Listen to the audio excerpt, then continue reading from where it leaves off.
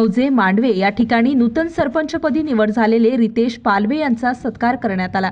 यावेळी माळशिरस तालुक्याचे विद्यमान आमदार राम सातपुते यांनी त्यांचा आपल्या निवासस्थानी सन्मान करून पुढील वाटचालीस शुभेच्छा दिल्या। तसेच जनतेची सेवा करण्याची संधी मिळाली तर त्या संधीचे सोने करून घ्या व लोकांची भरभरून कामे करा व त्यांच्या अडचणी असतील तर त्या वेळेवर सोडवा आणि जर काही अडचणी आल्या असता आम्ही तुमच्या पाठीशी आहोत असंही बोलताना त्यांनी सांगितलं।